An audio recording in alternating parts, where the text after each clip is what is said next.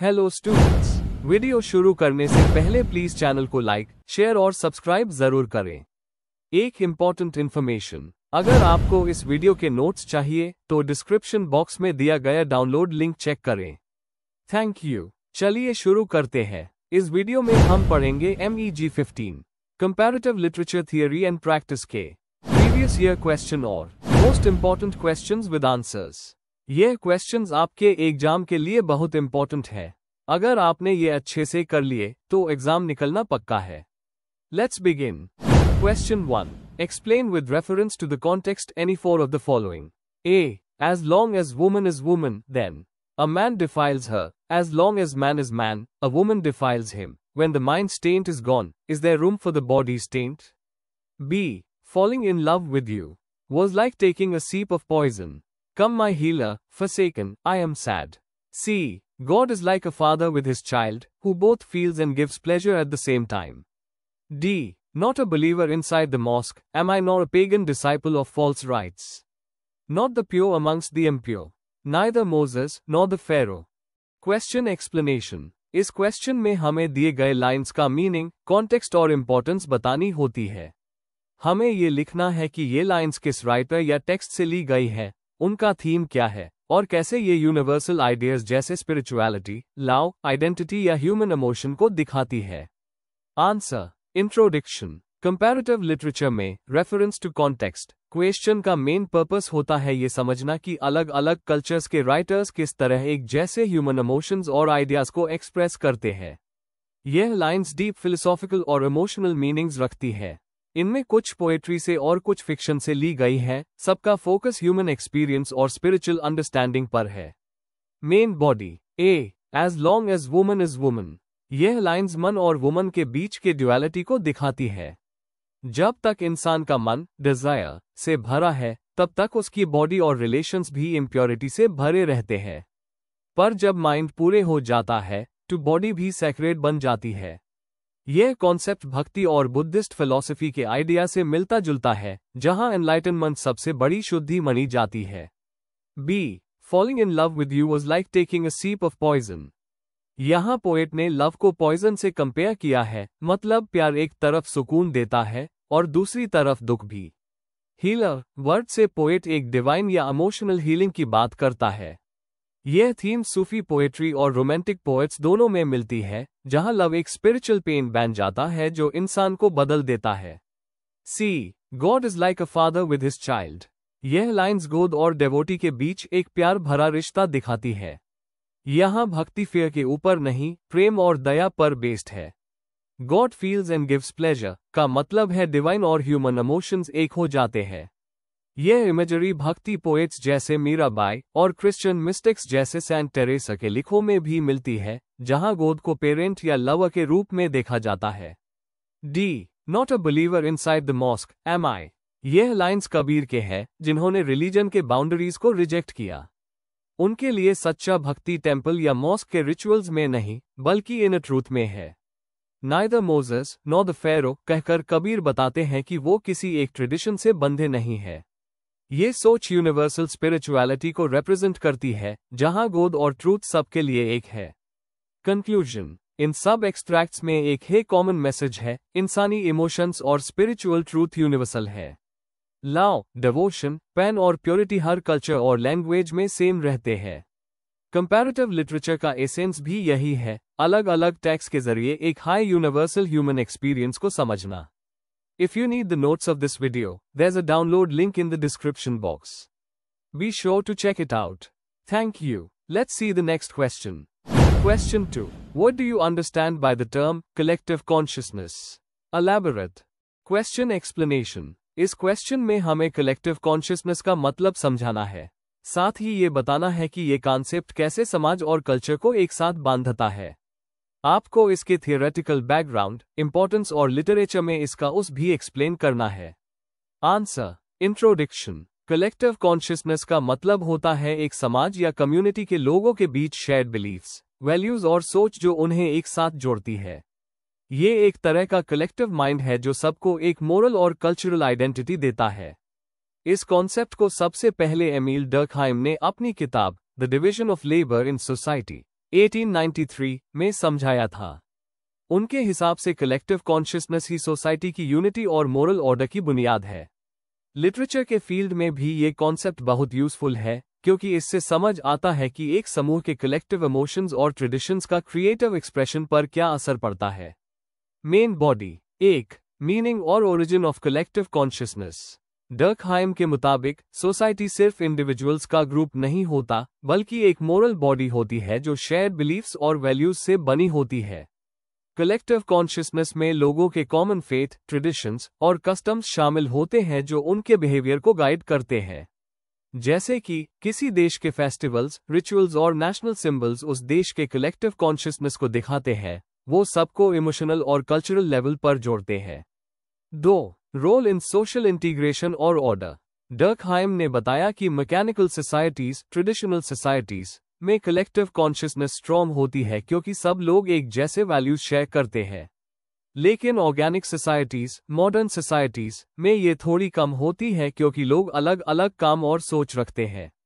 फिर भी collective consciousness एक मोरल ग्लू की तरह काम करती है जो सोसाइटी को एक साथ रखती है। एग्जाम्पल, देशभक्ति, पेट्रियटिज्म एक ऐसा कलेक्टिव कॉन्शियसनेस है जो एक नेशन के लोगों को एक इमोशन में बांधता है।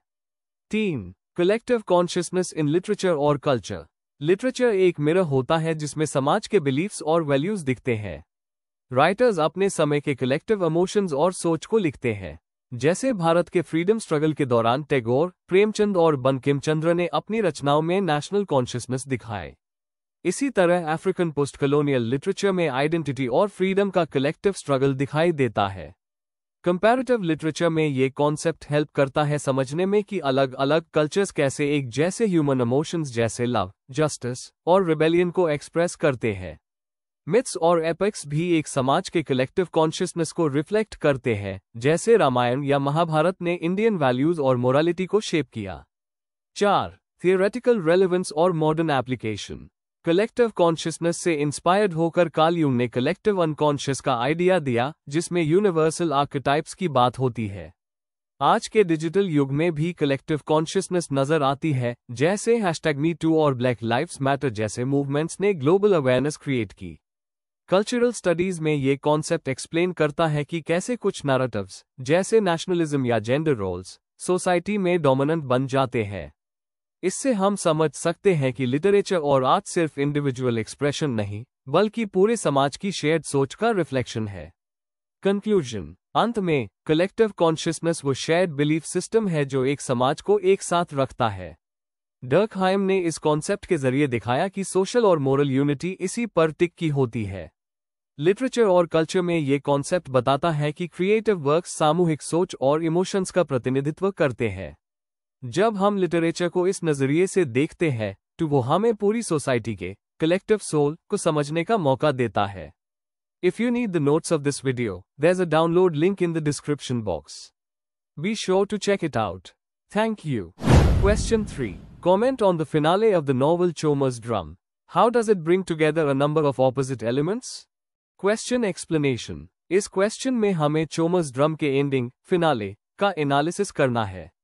हमें बताना है कि नोवेल के एंड में कैसे ऑपोजिट आइडियाज, जैसे परंपरा और आधुनिकता, जीवन और मृत्यु, व्यक्ति और समुदाय, और निराशा और आशा एक साथ मिलते हैं। आंसर में ये दिखाना है कि ये ऑपोजिट्स कैसे नोवेल के main theme, African identity, colonialism और कल्चरल स्ट्रगल को मजबूत बनाते हैं।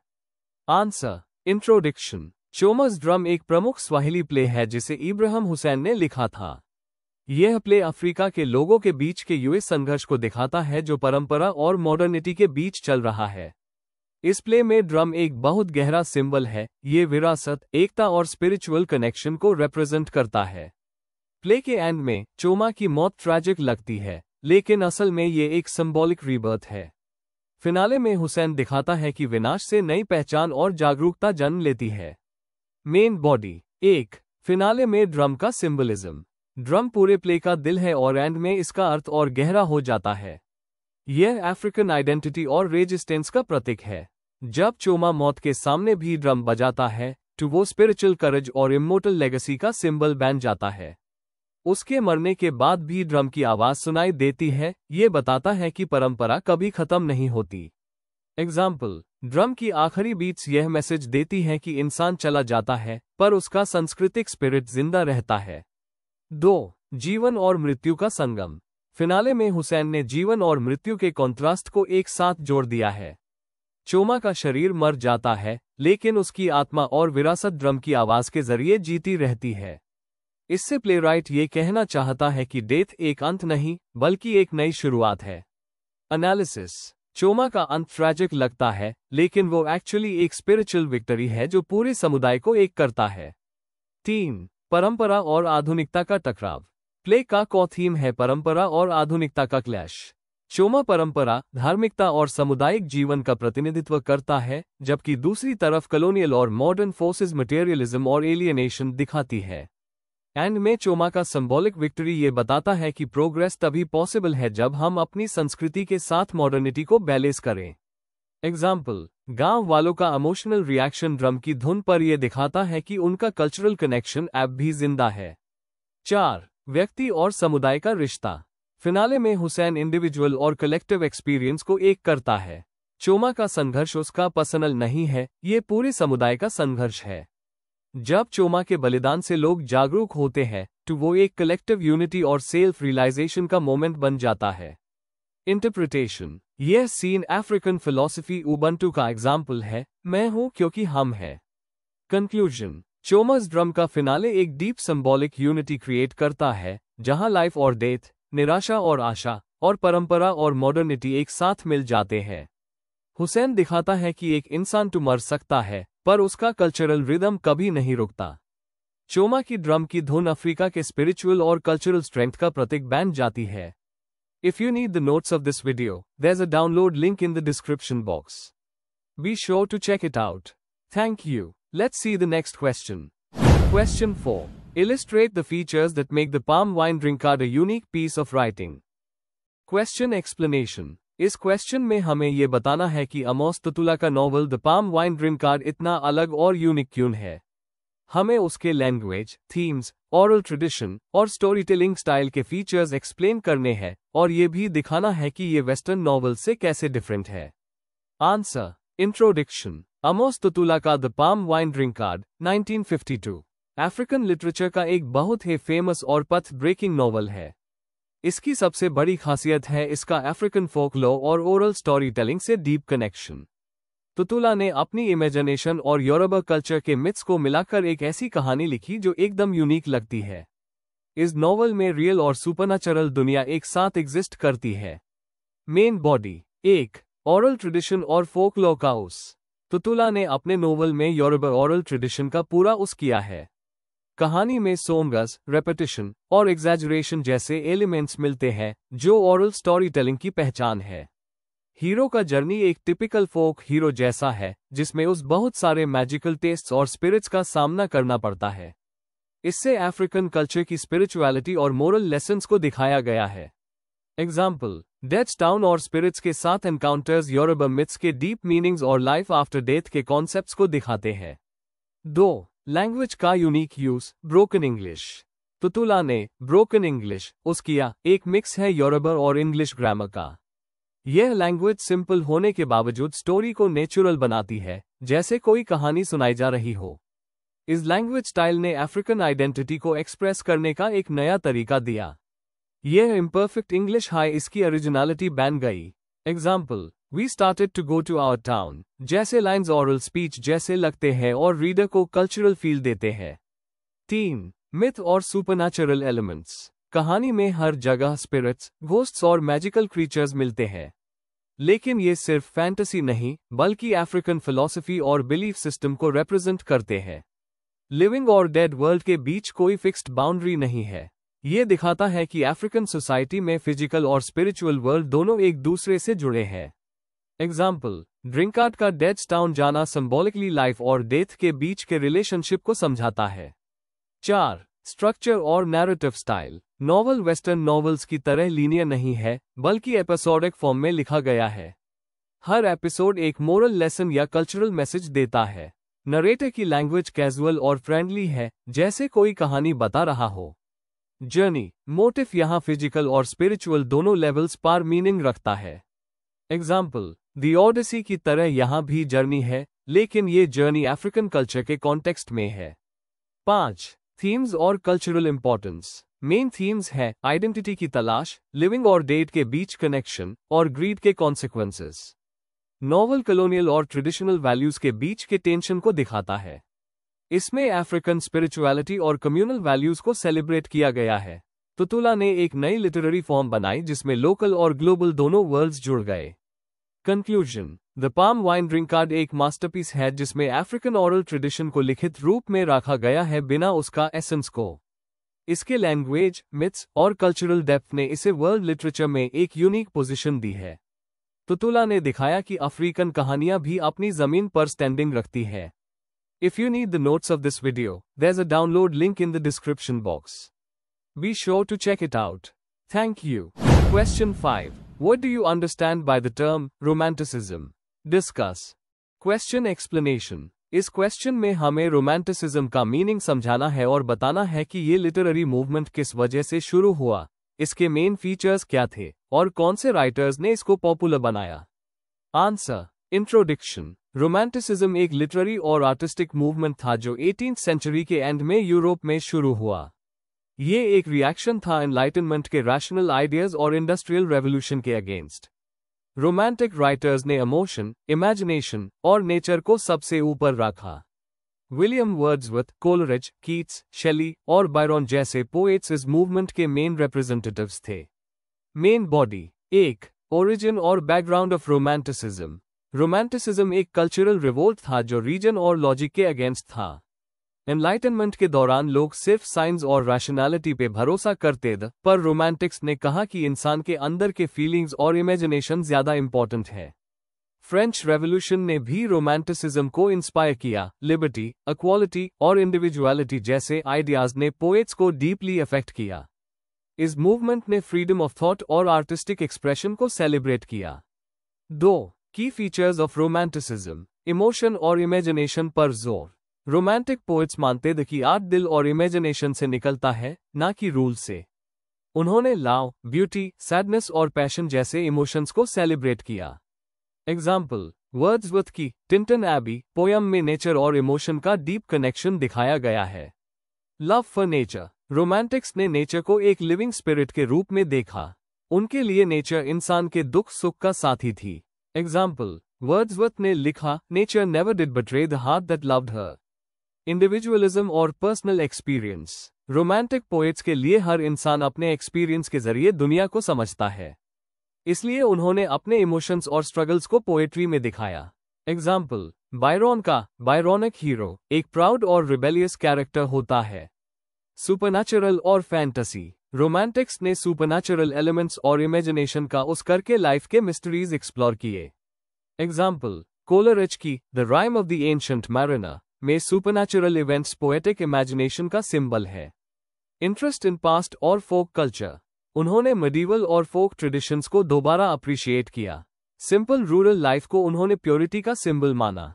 एग्जाम्पल, कीट्स की ल बेल डेम सांस मसी में मेडिवल थीम्स और मिस्ट्री दोनों मिलते हैं। 3. मेजर रोमांटिक राइटर्स और उनका कंट्रीब्यूशन। वर्ड्सवर्थ, नेचर और इमोशन के poet. Preface to lyrical ballads में उन्होंने पोएट्री को spontaneous overflow of powerful feelings कहा। कोलरिज, इमेजिनेशन और सुपरनैचुरल पे लिखा। बायोग्राफिया लिटरेरिया में उन्होंने क्रिएटिव इमेजिनेशन की थियरी दी। शेली, आइडियलिस्ट और revolutionary poet. Ode to the west wind में उन्होंने चेंज और फ्रीडम का मैसेज दिया। कीट्स, ब्यूटी और इमेजिनेशन के poet. A thing of beauty is a joy forever उनका फेमस लाइन है। बायरन, रिबेलियस और पैशनेट हीरो का क्रिएटर। उनका बायरोनिक हीरो रोमांटिक स्पिरिट का परफेक्ट एग्जाम्पल है। 4. रोमांटिसिज्म का ब्रॉडर पर्सपेक्टिव। रोमांटिसिज्म सिर्फ लिटरेचर तक लिमिटेड नहीं था, पेंटिंग, म्यूजिक और फिलॉसफी में भी इसका असर था। टर्नर और बीथोवन जैसे आर्टिस्ट्स इस मूवमेंट से जुड़े हुए थे। इस मूवमेंट ने दुनिया भर के राइटर्स को इंस्पायर किया, इंक्लूडिंग इंडियन राइटर्स, जिन्होंने अपने इमोशंस और आइडेंटिटी को एक्सप्रेस करना सीखा। रोमांटिसिज्म ने लेटर मूवमेंट्स जैसे सिंबलिज्म और मॉडर्निज्म को भी इंस्पायर किया। कंक्लूजन, रोमांटिसिज्म ने लिटरेचर को एक नया डायरेक्शन दिया जहां फीलिंग और इमेजिनेशन को रीजन से ऊपर रखा गया। इस मूवमेंट ने इंडिविजुअलिटी और नेचर के इम्पोर्टेंस को समझाया। आज भी रोमांटिक आइडियल्स मॉडर्न राइटिंग में जिंदा हैं, वो हमें याद दिलाते हैं कि इंसान सिर्फ लॉजिक से नहीं, दिल से भी जीता है। Before we end, please like, share and subscribe the channel for more such study materials and one important information अगर आपको नोट्स चाहिए, तो डिस्क्रिप्शन बॉक्स में डाउनलोड लिंक दिया हुआ है। जरूर चेक करें। Thank you.